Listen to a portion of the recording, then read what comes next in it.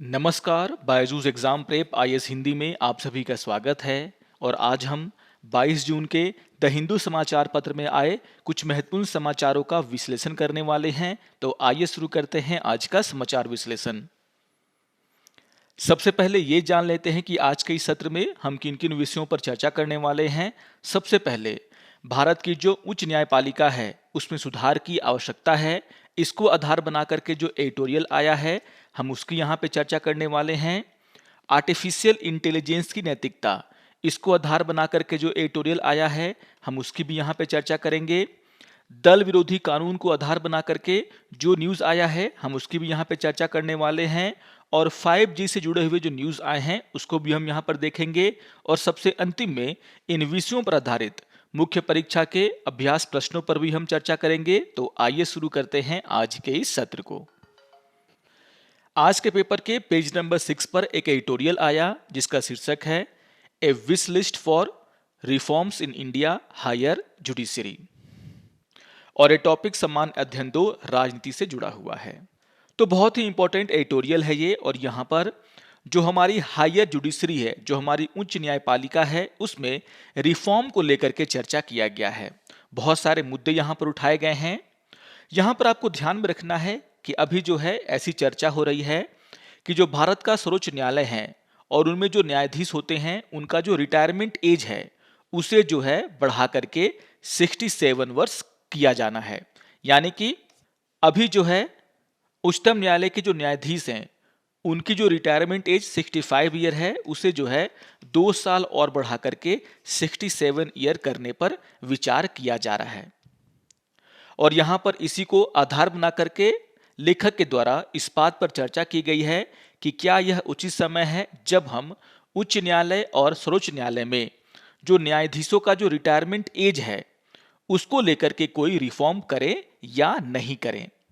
आप सभी जानते हैं कि हाई कोर्ट और सुप्रीम कोर्ट के जो न्यायाधीश हैं उनका जो रिटायरमेंट एज है उसमें भी बहुत बड़ा अंतर है। आप सभी को पता होगा कि जो हाई कोर्ट के जज हैं वह 62 ईयर में, जबकि सुप्रीम कोर्ट के जज 65 ईयर में रिटायर्ड होते हैं। और यहां पर लेखक के द्वारा यह कहा गया है कि अब समय आ गया है कि जब हम जो हमारी उच्च न्यायपालिका है उसमें जो है कुछ महत्वपूर्ण बदलाव करें। यहां पर जिस तरीके से हाई कोर्ट के जज और सुप्रीम कोर्ट के जज के रिटायरमेंट एज में डिफरेंस है उसके कारण जो है सुप्रीम कोर्ट में जगह बनाने के लिए बहुत ही ज्यादा प्रतिस्पर्धा है। जजेस के बीच में तीव्र दबाव है उनके ऊपर ताकि उन्हें सर्विस में और 3 साल मिल सके। यहां पर जो है लेखक के द्वारा जो पश्चिमी देश हैं उनका जो है एग्जाम्पल दिया गया है। यहां पर आपको ध्यान में रखना है कि जो अधिकतर पश्चिमी देश हैं वहां पर जो न्यायालयों के न्यायाधीश हैं उनका जो रिटायरमेंट एज है वह लगभग 70 वर्ष के करीब है। आपको ध्यान में रखना है कि बहुत सारे ऐसे देश भी हैं जैसे संयुक्त राज्य अमेरिका, ऑस्ट्रिया और ग्रीस, यहां पर जो न्यायाधीश होते हैं वह जीवन भर के लिए नियुक्त किए जाते हैं। जबकि अगर हम Belgium, Denmark, Ireland, Netherlands, Norway और ऑस्ट्रेलिया की बात करें तो यहां पर जो न्यायाधीशों की रिटायरमेंट एज है वह लगभग 70 वर्ष के करीब है। तो यहां पर अगर हम देखते हैं तो जो विकसित देश है खास करके वहां पर आपको देखने को मिलेगा कि वहां की जुडिशरी में जो जजेस हैं उनका जो रिटायरमेंट एज है वह 70 वर्ष के करीब है। जबकि हमारे देश में अभी भी सुप्रीम कोर्ट के जो जज हैं वह 65 वर्ष की आयु में रिटायर हो जाते हैं, जबकि हाई कोर्ट के जज जो हैं वह 62 ईयर की एज में रिटायर हो जाते हैं। तो यहाँ पर यह दलील दी जाती है कि भारत में भी जो रिटायरमेंट एज है जजेस का वह लगभग 70 ईयर के आसपास होना चाहिए।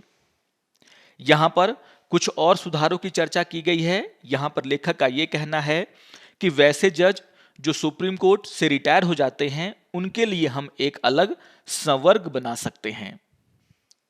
और यहाँ पर यह सुझाव दिया गया है कि जो भी जज रिटायर हो जाते हैं सुप्रीम कोर्ट से और इन सभी जजेस को जो है इन संवर्गों में डालना चाहिए। और यहां से जो है हम आसानी से फिर इन जजेस को जो है हमारे जो संवैधानिक और वैधानिक पद हैं और जो विशेष कार्यों के लिए समितियां बनाई जाती हैं उनमें जो है नियुक्त कर सकते हैं। और यहाँ पर यह भी कहा गया है कि जब हम इन रिटायर्ड जजेस को कोई संवैधानिक पद पर बैठाते हैं, कोई वैधानिक पद पर बैठाएंगे, तो यहाँ पर उन्हें जो है उच्चतम न्यायालय के न्यायाधीश के बराबर वेतन और सुविधाएं मिलनी चाहिए। इससे ये होगा कि जो रिटायर्ड जजेज हैं उन्हें जो है लोक सेवा के लिए हम क्या कर सकते हैं, प्रेरित कर सकते हैं। तो यहां पर यह भी सुझाव दिया गया है कि हम किस तरीके से जो रिटायर्ड जज हैं सुप्रीम कोर्ट के, उसका इस्तेमाल जो है लोक सेवा के लिए कर सकते हैं। यहां पर यह भी सुझाव दिया गया है कि यदि कोई न्यायाधीश इन कैडर का हिस्सा नहीं बनना चाहता है, तो वैसे न्यायाधीशों को भारत सरकार के द्वारा रिटायरमेंट के बाद कोई भी उच्च पद नहीं देना चाहिए। तो यहां पर लेखक का यह कहना है कि ऐसा करके हम एक ऐसी संस्कृति का निर्माण करेंगे जिसमें जो वरिष्ठ न्यायाधीश हैं, जो रिटायर्ड हो चुके न्यायाधीश हैं, वे जो हैं हमारे देश की सेवा के लिए जो है तैयार होंगे, लोक सेवा की संस्कृति उनके बीच में बढ़ेगी। यहां पर एक और मुद्दा है जिसको लेकर के चर्चा किया गया है, और वो मुद्दा है सुप्रीम कोर्ट के जो अन्य जज हैं और जिस तरीके से चीफ जस्टिस के बीच में जो एक असमानता है उसको यहां पर ठीक करने की आवश्यकता है। यहां पर यह कहा गया है कि आमतौर पर यह माना जाता है कि जो सर्वोच्च न्यायालय का वरिष्ठतम जज है, यानी कि जो सीनियर मोस्ट जज है, वही भारत का मुख्य न्यायाधीश बन सकता है। लेकिन हमें अब इस बात पर विचार करना चाहिए कि क्या यह कानूनी अनिवार्यता है और क्या यह पूरी तरीके से सही है कि जो सबसे वरिष्ठ न्यायाधीश होगा वही जो है मुख्य न्यायाधीश बन सकता है, अन्य कोई न्यायाधीश जो है मुख्य न्यायाधीश नहीं बन सकता। तो इस बात को लेकर के भी यहाँ पे चर्चा किया गया है। आपको ध्यान में रखना है कि जो हमारे संविधान का अनुच्छेद 124 है उसमें सिर्फ ये कहा गया है कि राष्ट्रपति सर्वोच्च न्यायालय के प्रत्येक न्यायाधीश की नियुक्ति करेगा, जिसमें कि मुख्य न्यायाधीश भी शामिल हैं, और इनमें से प्रत्येक न्यायाधीश 65 वर्ष की आयु प्राप्त करने तक अपने पद को धारण करेगा। तो ये बात जो है सिर्फ हमारे संविधान में लिखी गई है, लेकिन जो यह एक परंपरा चली है कि जो वरिष्ठतम जज होगा उसे ही सीजीआई के पद पर नियुक्त किया जाएगा, यह जो परंपरा है वह दूसरे न्यायाधीश मामले में शुरू किया गया। आप सभी को ध्यान में रखना है कि जो दूसरा न्यायाधीशों का मामला हुआ था 1993 में, उसमें जो है यह सिफारिश की गई थी कि जो वरिष्ठतम न्यायाधीश होंगे उसे ही जो है सीजीआई के पोस्ट पर बैठाया जाए, और तभी से यह परंपरा चालू हो गई है।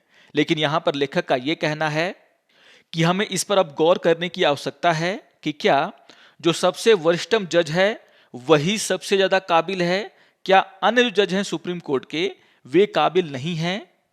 तो इसीलिए अब हमें इस बात पर विचार करना चाहिए कि यह जो एक परंपरा बन गई है कि जो सबसे वरिष्ठतम जज होगा वही मुख्य न्यायाधीश होगा, क्या यह सही है या इसमें हम कुछ बदलाव कर सकते हैं। तो कुछ बहुत ही महत्वपूर्ण मुद्दे यहां पर उठाए गए हैं, जैसे जजेस के रिटायरमेंट एज को लेकर के, रिटायर्ड जजेस के उपयोग को लेकर के, और जो सीजीआई के पोस्ट पर जो सबसे वरिष्ठतम जज को बैठाया जाता है उस परंपरा को लेकर के भी यहां पर कुछ नई बातें कही गई हैं जो कि आपके एग्जाम के लिए बहुत ही महत्वपूर्ण है। आइए एक और एडिटोरियल पर हम यहां पे चर्चा कर लेते हैं।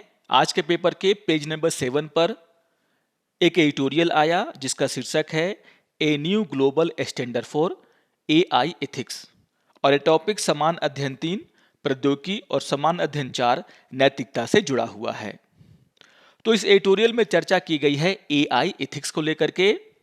आप सभी जानते होंगे कि यूनेस्को के द्वारा आर्टिफिशियल इंटेलिजेंस नैतिकता पर एक वैश्विक समझौता अपनाया गया है, और आपको ध्यान में रखना है कि नवंबर 2021 में यूनेस्को के सदस्यों के द्वारा जो हमारी आर्टिफिशियल इंटेलिजेंस होती है उसकी नैतिकता पर पहला वैश्विक मानक अपनाया गया था, और यहां पर इसी को लेकर के चर्चा की गई है कि आखिर ये जो मानक हैं वो क्या कहते हैं और आर्टिफिशियल इंटेलिजेंस नैतिकता क्या होता है।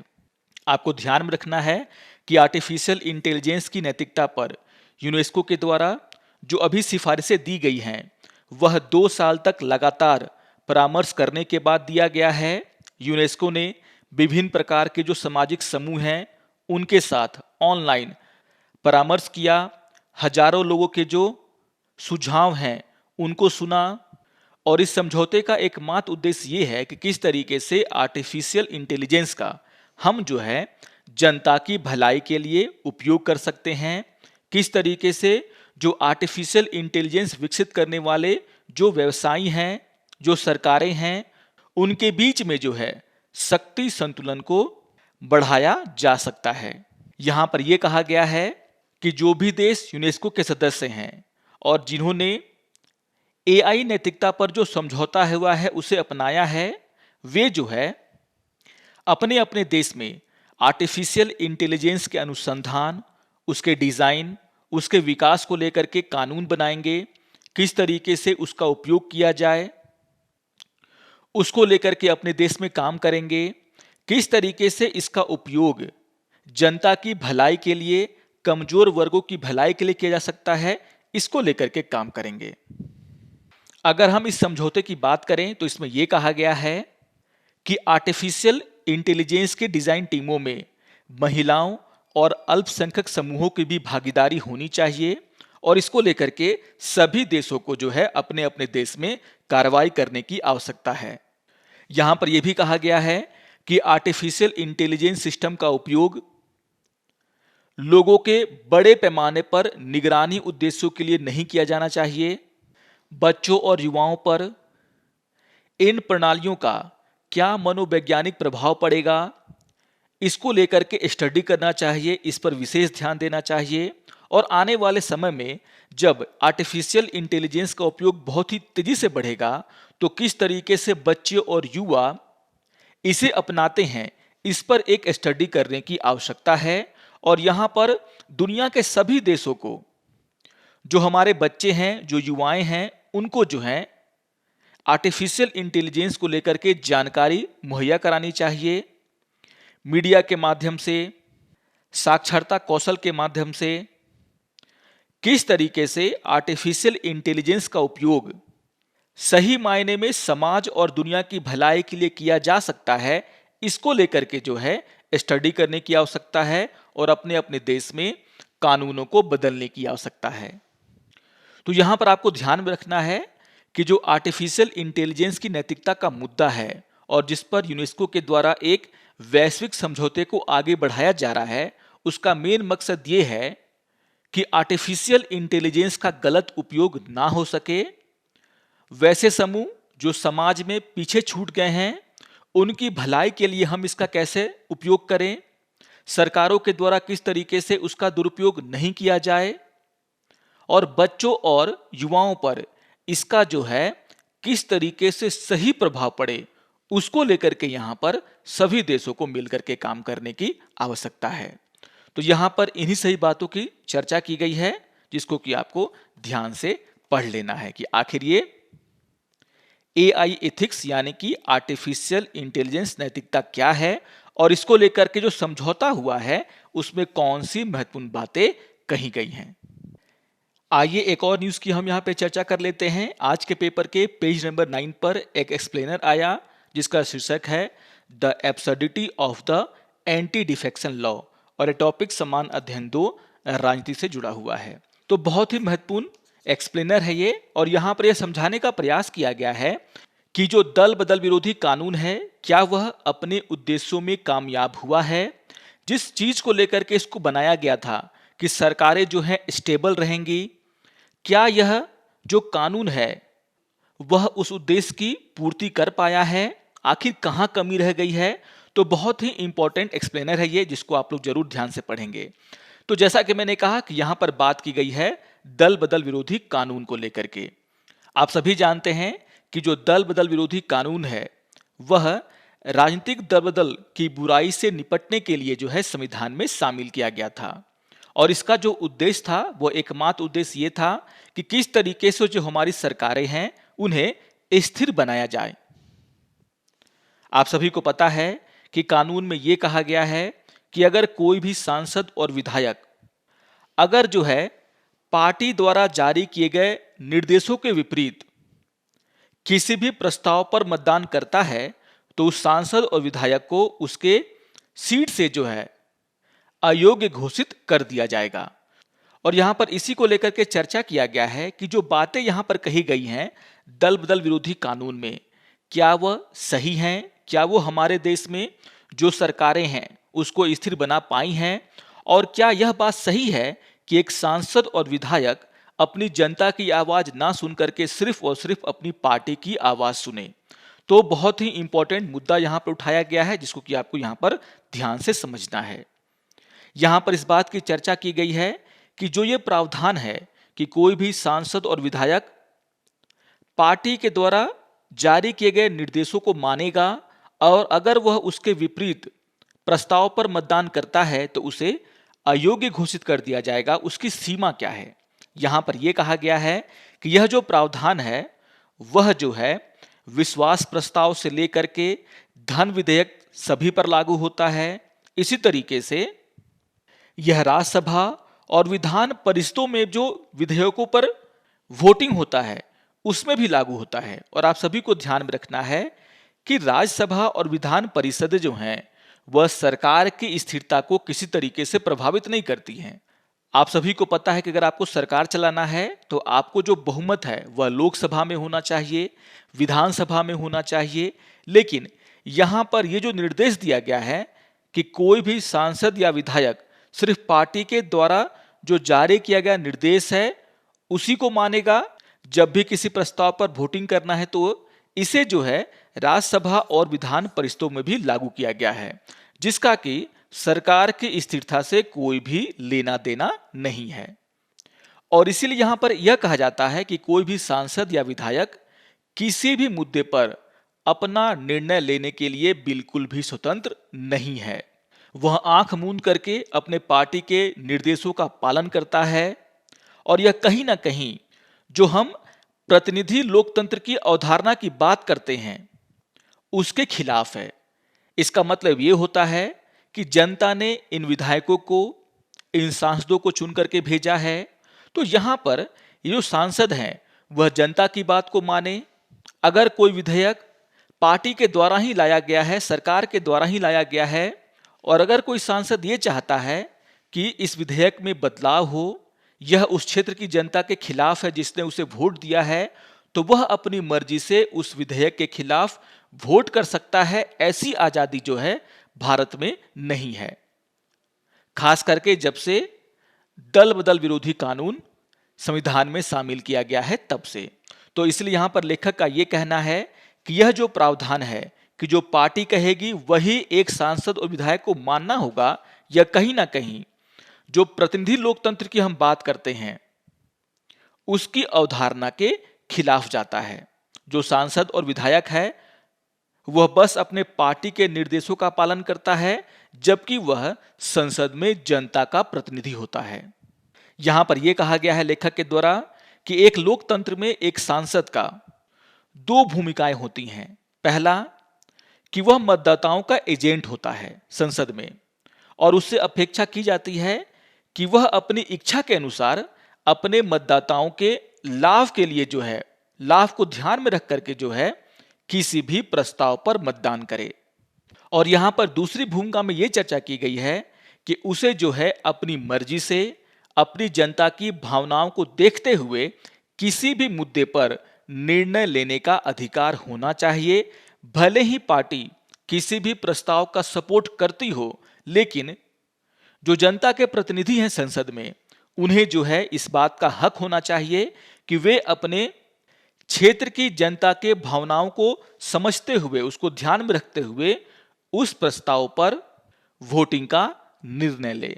तो यहां पर यह कहा जा रहा है कि जिस तरीके से दल बदल विरोधी कानून बनाया गया और जिस तरीके से इसने जो है सांसदों और विधायकों को उनके निर्णय लेने की शक्ति को खत्म कर दिया है, यह इसी का परिणाम है कि बहुत सारे जो सांसद और विधायक हैं वे क्या कर रहे हैं, पार्टियों से इस्तीफा दे रहे हैं, दल बदल कर रहे हैं।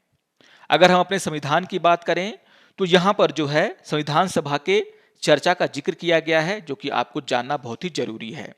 यहां पर यह कहा गया है कि जब बी आर अंबेडकर के द्वारा संविधान के मसौदा पेश किया गया तो वहां पर उन्होंने सरकार के राष्ट्रपति और संसदीय रूपों के बीच अंतर को रेखांकित किया। यानी कि वैसे देश जहां पर प्रेसिडेंशियल फॉर्म ऑफ गवर्नमेंट है और जो हमारा देश जहां पर सरकार का संसदीय रूप है, उसके बीच में अंतर को उन्होंने रेखांकित किया।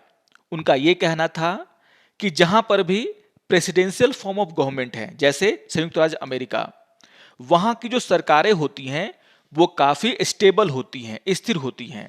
लेकिन वहां की जो सरकारें हैं वो जनता के प्रति कम जवाबदेह होती हैं, क्योंकि वहां पर अगर राष्ट्रपति को एक बार चुन लिया गया तो वह 4 साल के लिए चुना जाता है, और जब तक उसके ऊपर कदाचार साबित नहीं हो जाता तब तक जो है उसे हटाया नहीं जा सकता। लेकिन जो हमारी संसदीय प्रणाली की सरकारें हैं, वहां पर जो सरकारें हैं वह प्रश्नों और प्रस्तावों के माध्यम से दैनिक आधार पर जवाबदेह होती हैं।